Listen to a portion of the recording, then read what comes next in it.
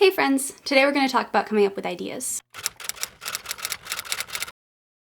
As a lot of you already know, story equals conflict. This is probably the thing I've heard the most from every single creative writing professor I've had in my entire life. Think of a story about a romantic relationship. If two people are super happy in said romantic relationship, this is not going to be a very interesting story to read. If people are super gooey and happy at the beginning and there's no source of internal conflict in the relationship, they're probably going to be super gooey and happy by the end. Because you need conflict in order to have story, I find it the most helpful to start with the conflict and flesh the idea out afterwards. So, that being said, now I'm going to give you my 7 tried and true ways for coming up with story ideas so that your story can have a really strong conflict and keep readers turning the pages. Method number 1, keep an idea bucket. I got this idea from Neil Gaiman in his online masterclass. He calls it a compost pile, but I like to think of it more as a bucket. Picture a compost pile. What do you throw on a compost pile? Think of everything that you see, noticed, write, read about as little scraps of food that you would throw on a compost pile. After a while, that food will accumulate in the compost pile and ideas can grow organically out of it. If I notice somebody interesting sitting on a park bench, I'm going to write it down in my idea bucket. If I dream about a cool potential story location, I can put that in the bucket too.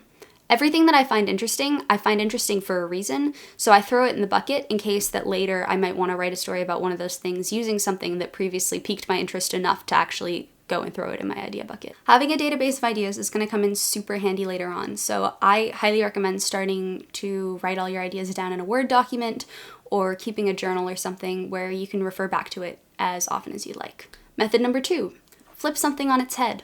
People like to be surprised.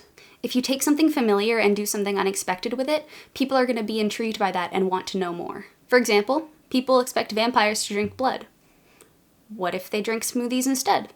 A world in which vampires existed and drank smoothies instead of blood looks very different than your stereotypical vampire world. What if, as it was more mainstream to get smoothies than blood, more and more people became vampires because it wasn't as dangerous to be them? What would happen if an evil guy suddenly decided to control this population of vampires with smoothies?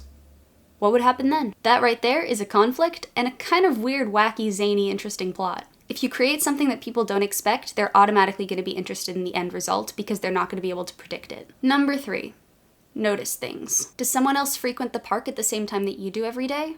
Who's that person? What do they look like? Why are they at the park? Is someone reading a self-help book on the subway? Why are they reading that book? What kind of place in their life would they need to be at to suddenly want to and go out and find that book? Notice things that happen around you, interesting people, interesting locations. Let your imagination run wild as you imagine stories about them. Create whole lives for them based on what they're doing.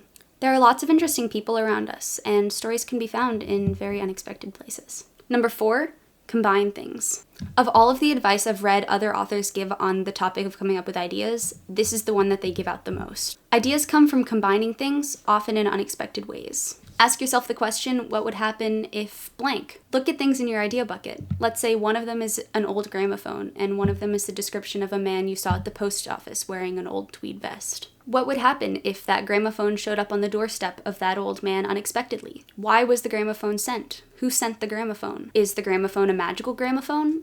How is it going to change his life? Combine different things that interest you, and maybe you'll be able to come up with a conflict by doing that. 5, learn about things. The more that you notice and consume, the faster your brain is going to work to try to make these connections between things. If you spend all of your time consuming information about the same number of things, your pool of potential ideas is going to be smaller. Read as much as you can about things going on in the world.